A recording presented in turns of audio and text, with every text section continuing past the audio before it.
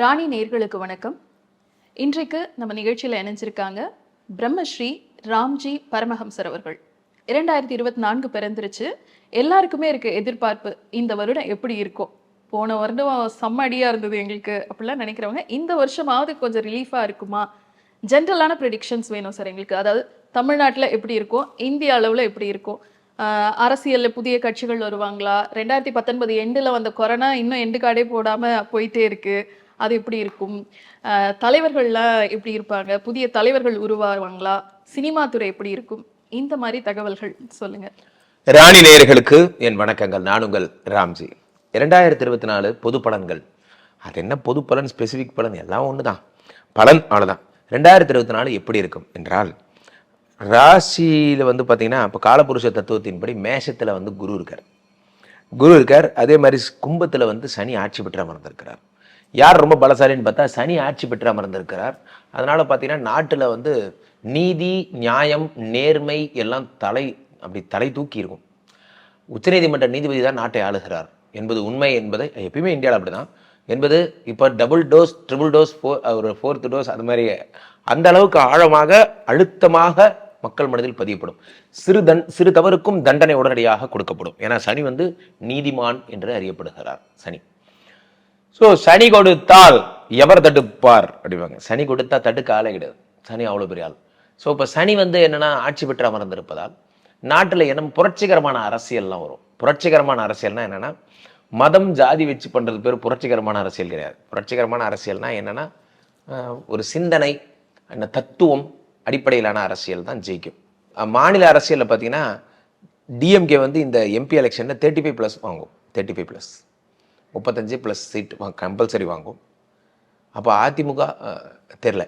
Central அரசாங்கத்தில் என்ன நடக்கும், மத்திய அரசாங்கத்தில், ஒன்றிய அரசில் என்ன நடக்கும் என்றால், அதாவது நம்ம இந்தியா கூட்டணி மம்தா பானர்ஜி அவர்களை செலக்ட் பண்ணாங்கன்னா, பிரதமர் வேட்பாளராக செலக்ட் பண்ணாங்கன்னா சரியான டஃப்பாக இருக்கும்.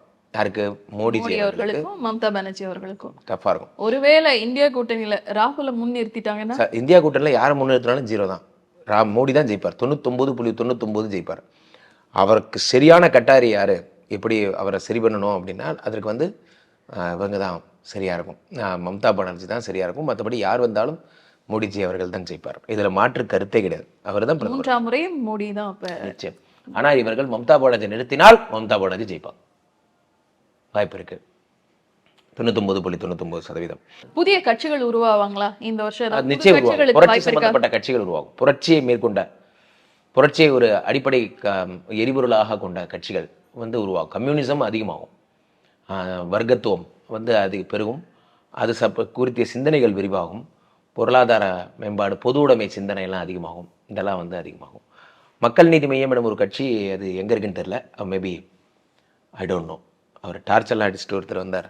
அதுக்கப்புறம் அவர் பிக் பாஸில் இருக்காருன்னு நினைக்கிறேன் இப்போ. ஓகே, அவருக்கு தெரில. அவருடைய ஜாதகத்தை படி சொல்கிறேங்க, நீங்கள் வேறு ஜாதகத்தை படி சொல்கிறேன். மக்கள் நீதி மையம் எனும் கட்சி இல்லாமல் போகும்.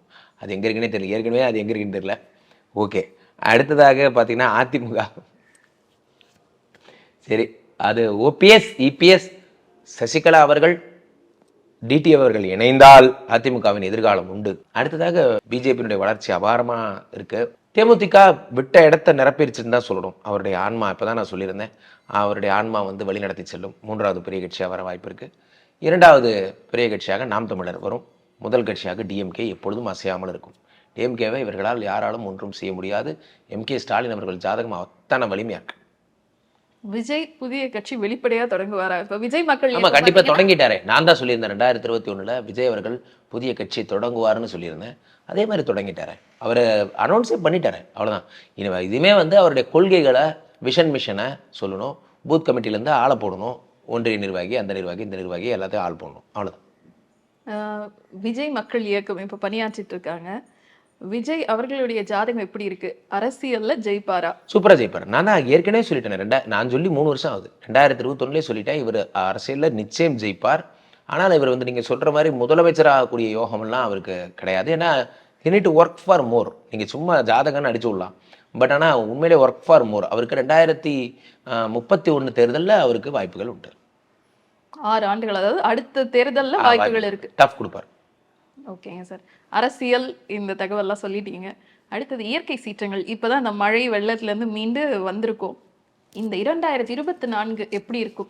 2024 மழை வெள்ளம் பார்த்தீங்கன்னா உங்களுக்கு புயல் வெள்ளம் அதிகமாக இருக்கும். 2023 23 விட இந்த ஆண்டு 23 விட அதிகம். அதிகமாக இருக்கும். சனி ஆட்சி என்பதால் நீரினுடைய பெருமையை உங்களுக்கு உணர வைக்க, உங்களை அடித்து தண்டனை கொடுத்து அதை கொடுப்பார்.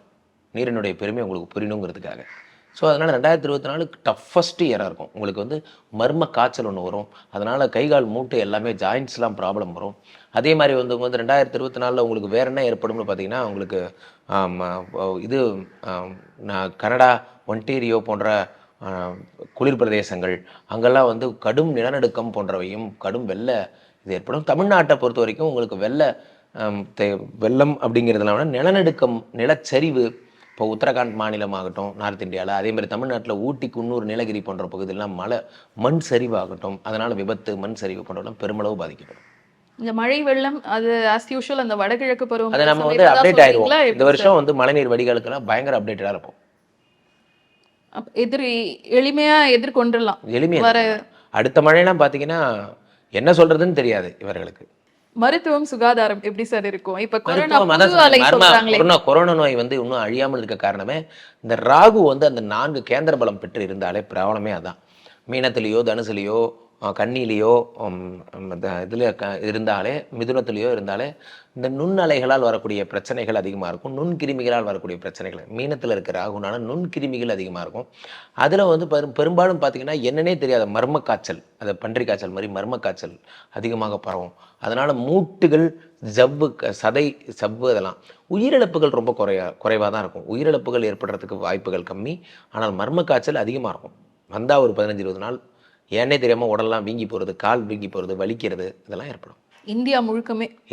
சுகாதாரமெல்லாம் சினிமாக்கள் எப்படி எந்த ஹீரோ வந்துட்டு சக்க போடுவார் இந்த வருஷம்? 4 பேர் அதே சேம் தான். ஜெயிலர் படத்துக்கு பிறகு மிகப்பெரிய வசூலை ரஜினிகாந்த் அவர்கள் எட்டுவார்கள். அவருடைய இந்த படம் புதுசாக வரக்கூடிய படம் வந்து ஜெயிலர் படத்துக்கு பிறகு அது மாதிரி ட்ரிபிள் டைம் எடுக்கும் படத்தை. அதே மாதிரி வந்து இவர் வந்து பார்த்தீங்கன்னா லியோ படமும் ஆகட்டும், அல்லது அஜித் படங்களாகட்டும், 2 பேருமே கடகராசி. நான் பார்த்துருக்கேன். அஜித் படத்தில் வந்து 3 கிரகம் வந்து அவரோட ஜாதகத்தில் உச்சமாக இருக்கும். விஜயோட ஜாதகத்தில் 3 கிரகம் வந்து ஆட்சியாக இருக்கும். 2 பேர் ஜாதகமும் எனக்கு தெரியும். ரொம்ப ஹடில்லாகி ரொம்ப கஷ்டப்பட்டு தான் அவங்க மேலே முன்னுக்கு வர்ற மாதிரி இருக்கும். ஆனால் இவர்கள் அதே போஸ்ட்டை தக்க வச்சுருப்பாங்க. ரஜினிகாந்த் மீண்டும் இந்த வருஷம் பேசப்படக்கூடிய ஒரு விஷயமாக மாறுவார். அதே மாதிரி வந்து என்ன ஏற்படும்னு பார்த்தீங்கன்னா, புதிய படங்கள் எடுக்கிறவங்க அரசியலுக்கு வருவாரா சார் ரஜினிகாந்த்? அவர் வந்து டுட்டு ஆனதுலாம் உங்களுக்கு பத்தலையா? இன்னும் வரணுமா? பின்புலம் ஏதாவது இருக்கா சார்? டைரக்டா அரசியல் வரமாட்டாரு, ஆனா பின்னால் இருந்து இயக்குவாரு. இல்லைங்க, ரஜினிகாந்துக்கு அந்த அரசியல் ஃபேக்டருக்கான இதெல்லாம் போயிடுது. நீங்க சொல்றதெல்லாம் அப்படி கை காட்டினா ஓட்டு போடுற காலம்லாம் ஒரு காலம். அவரை ஒரு சிறந்த ஒரு நடிகராக பார்க்குறாங்க. அவங்க அப்பா விசில கேட்டவன், அனிருத்தில் அழகா இருந்தது அந்த வார்த்தைலாம். உங்க அப்பா விசில கேட்டவன். ஆமா, எங்க அப்பா விசில கேட்டவர் ரஜினி.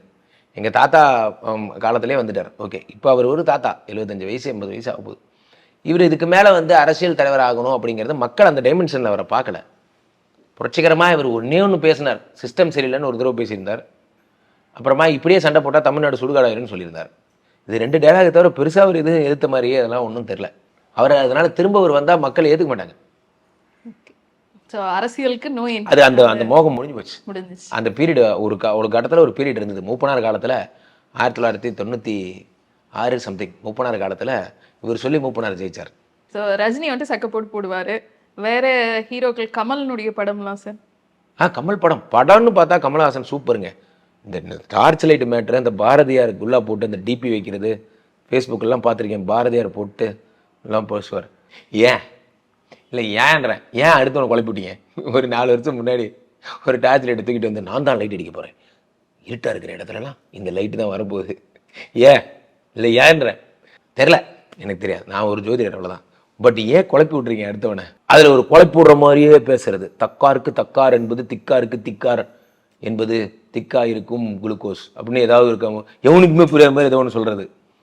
என்ன, ரஜினி கமலஹாசனுடைய படங்கள் சூப்பர். அவர் அடிச்சுக்க இன்னைக்கும் வந்து அந்த டான்ஸ் ஆடினாரு பாருங்க, பத்தல டான்ஸு. என்ன ஆட விட்டு பார்க்குறியா? அடடா என்ன உடம்பு, இந்த வயசில் என்ன ஒரு ஸ்டண்ட்டு.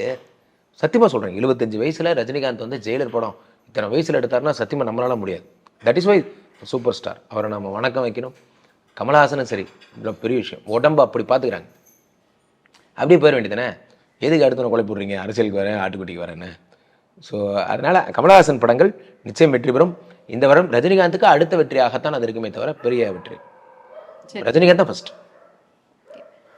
இந்த ஆண்டு இந்த ஜாதக பிரகாரம் இதில் பிரகாரம் ஆண்களுக்கு வந்து சக்தி மிகுந்த ஆண்டா, பெண்களுக்கு சக்தி மிகுந்த ஆண்டா, யாரோட கை ஓங்கும்? ஆண்கள் பெண்கள்னு சொல்லிட்டு இதில் வந்து ஆண்கள் தான் சக்தி மிகுந்த ஆணாக இருக்கும். ஏன்னா சனி அப்படிங்கிறவர் வந்து அலிகிரகம்னு பேர். சனியை வந்து 50-50ன்னு சொல்லலாம், ஆண்கள்ங்கிறத விட 50-50ன்னு சொல்கிறதுக்கு சரியான வார்த்தையாக இருக்கும்.